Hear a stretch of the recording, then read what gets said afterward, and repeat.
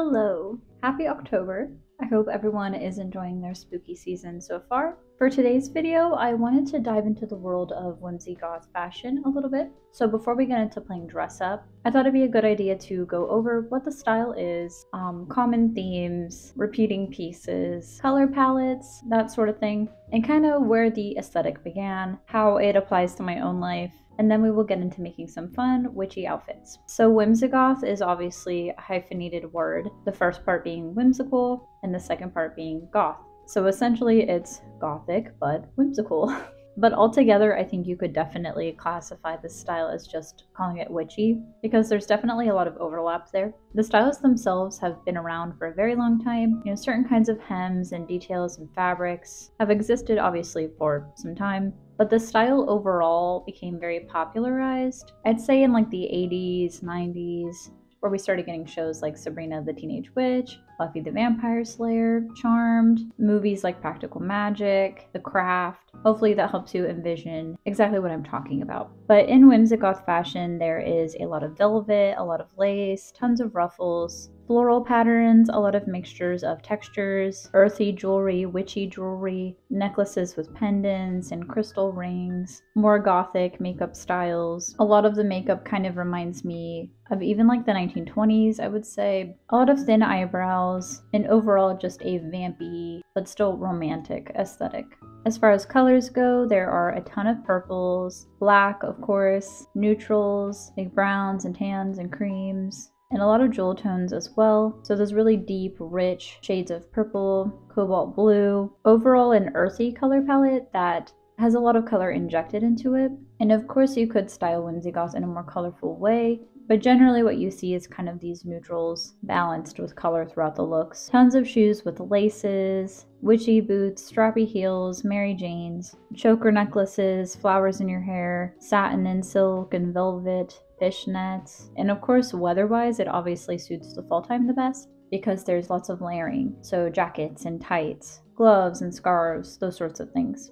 All around, it's very moody, very feminine with lots of nice details, but a lot of the silhouettes are not overly tight and revealing. It's more looser fitting clothing with certain sections of the outfit that are fitted, but overall it's more of a draped kind of look. Lots of ribbons and straps, cardigans and cover-ups, big hair, wild hair, natural hair. That's typically what you'll kind of see when looking at Whimsigoth fashion. And there are quite a lot of people that dress in a specific aesthetic, and they like to keep their aesthetic that way. But I am obviously someone that likes to mix it up, so I don't dress wholly in Whimsigoth fashion, hardly ever. But a lot of my pieces in my closet though are very Whimsigoth, and I take a lot of inspiration from it, but the style overall leans towards almost like a hippie-esque quality, and that's not totally my vibe, but I do like elements of it in my wardrobe. So I think it would be fun today to play around with pieces and structure them in a Whimsigoth kind of way, and maybe end up pairing some things together that I wouldn't think to, and overall just see what inspiration comes from attempting to dress Whimsigoth today.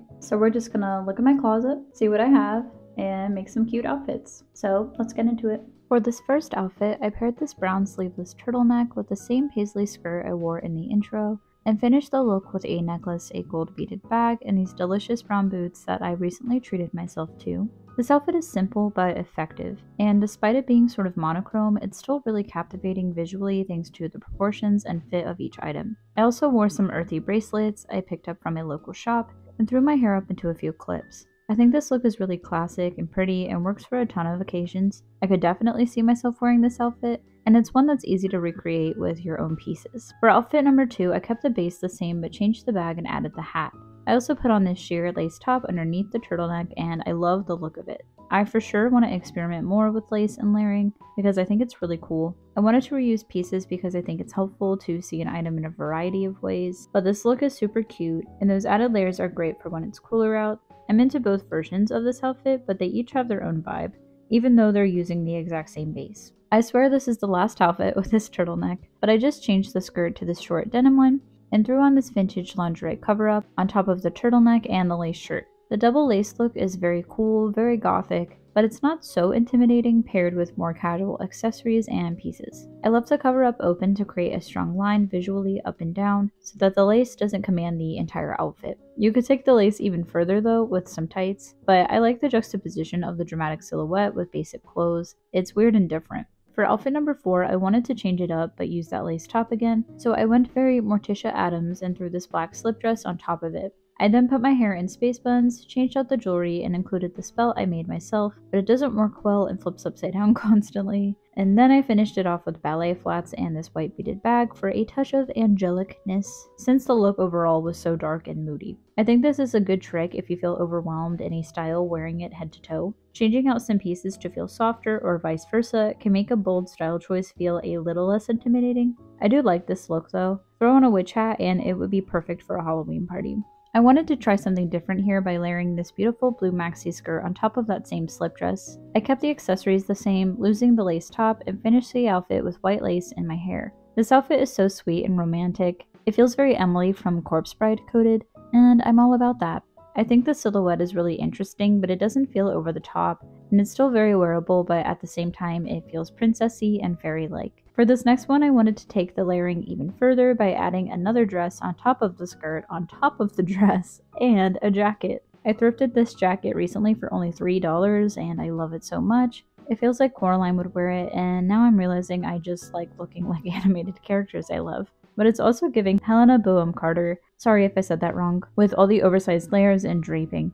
I did decide to throw my belt back on to break up some of the black and draw attention to the ruffles in the dress. I was surprised by this outfit because of how wearable it still feels, but all the movement and layers feel so whimsical, and it makes me want to twirl around in a circle. This outfit is by far my least favorite, but I wanted to include it anyways since it's still a part of the creative process.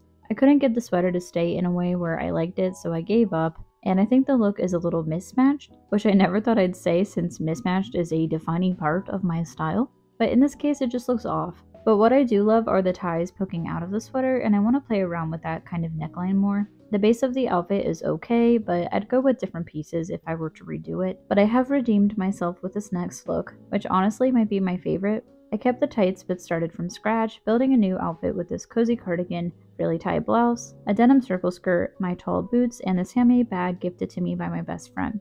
This outfit is so freaking cute, but still so effortless and cool. The proportions are so much better here, and it comes across as very polished. It's still youthful and fun, but at the same time it feels like a grown-up woman kind of outfit. I'm a firm believer of wearing whatever you want at any age, but for me and how I feel at my current age, it's the perfect blend of playful and mature. After regaining some confidence in my styling abilities, I decided to go more experimental. I kept the blouse and tights and built the outfit around that. I added this vintage rose skirt and kept the florals going with this lacy cardigan. I then knew I needed to tie in some black, so I added this necklace, a garter belt, and some loafers. I wish I would have done a black bag instead. I think it would have pulled the look together better, but overall I love all the details of the outfit. I started fresh for this next one and paired this gorgeous maxi skirt with a turtleneck and a tank top layered on top, with a denim vest layered on top of that. I changed up the shoes and accessories, and while this tote bag I painted doesn't scream the aesthetic, it's the only one I have, and this outfit demanded a tote bag. Pairing one with a celestial graphic instead would have perfected it, but I do really love this. This outfit is super cute and it really feels like fall time, like I'm ready to grab some coffee and shop for books and Stars Hollow. It feels very 90s. Another favorite of mine. For this last look, I changed into a simple baby tee and my Mary Janes to make the look feel even more effortless and casual. This goes to show it's all about the proportions, and you don't necessarily need a ton of accessories and layering to make your outfits have a whimsical and witchy feel to them. Hair and makeup can really help to pull the look together as well, but when it comes to this aesthetic, you can never go wrong with a simple top, a vintage maxi skirt, a tote bag, and some chunky shoes. All in all, I wanted to finish this video with something anyone could try. Okay, I am sitting on the floor to do my outro because I'm tired. I always forget how exhausting it is to put clothes on, take clothes on, put clothes on, take clothes off. So I'm ready to sit and be lazy now. But I hope you enjoyed this video. Hope it gave you some style inspiration, maybe encouraged you to try out a new aesthetic. I'd love to know what your thoughts are on the Whimsigoth aesthetic. And please let me know which outfit was your favorite from this video. I hope you have a wonderful rest of your day and a beautiful October, and I will see you around. Bye!